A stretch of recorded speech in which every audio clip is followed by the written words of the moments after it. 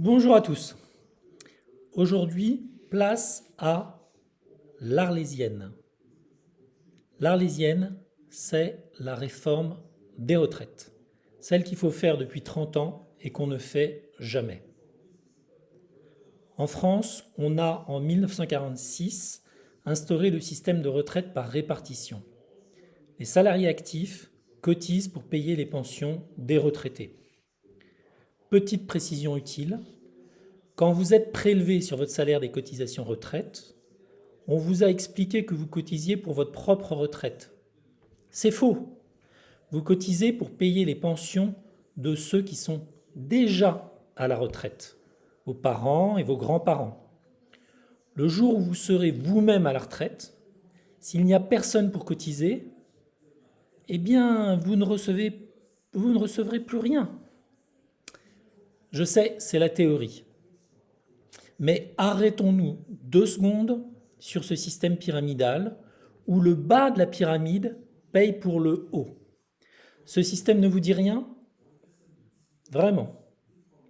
Réfléchissez. Vous y êtes. La pyramide de Ponzi.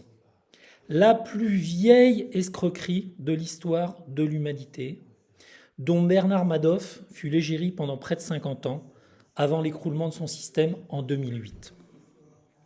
Car une pyramide de Ponzi finit toujours par s'écrouler.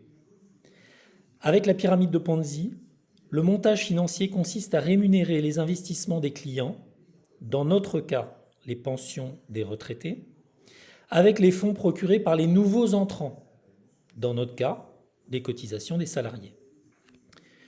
Oui, vous avez bien compris, le système de retraite par répartition n'est qu'une pyramide de Ponzi.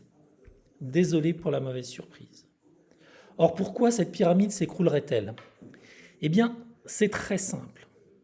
Premièrement, le rapport cotisant-retraité est passé de 4 cotisants pour 1 retraité au début des années 60 à 1,5 cotisants pour 1 retraité actuellement.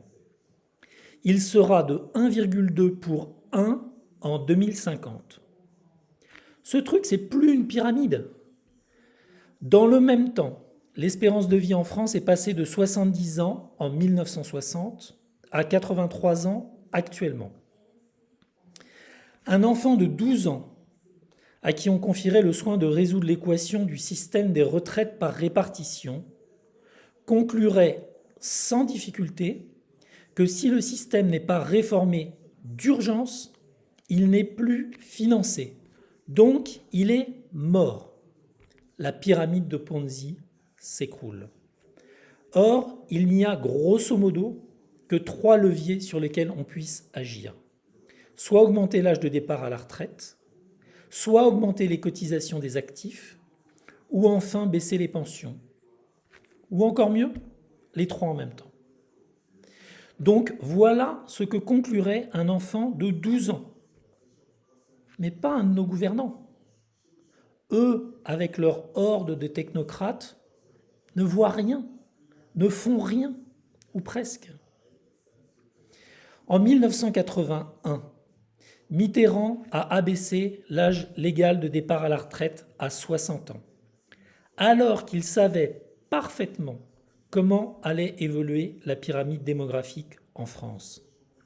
C'est la plus grande erreur économique commise au cours de ces 50 dernières années.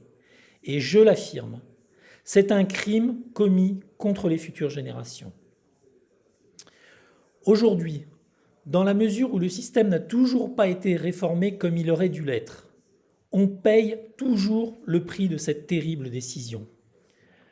Je vous rassure, les successeurs de Mitterrand ont été, sur ce sujet, tout aussi incompétents. Le drame, c'est qu'aujourd'hui, en 2022, il y a plusieurs candidats à l'élection présidentielle, dont Mélenchon et Le Pen, qui, dans leur programme, proposent un retour de l'âge de départ à la retraite à 60 ans. J'affirme que ces gens sont non seulement incompétents, mais complètement fous.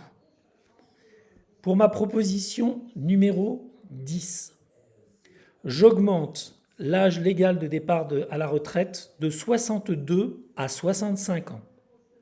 65 ans n'étant ni plus ni moins que l'âge moyen dans les pays de l'Union européenne.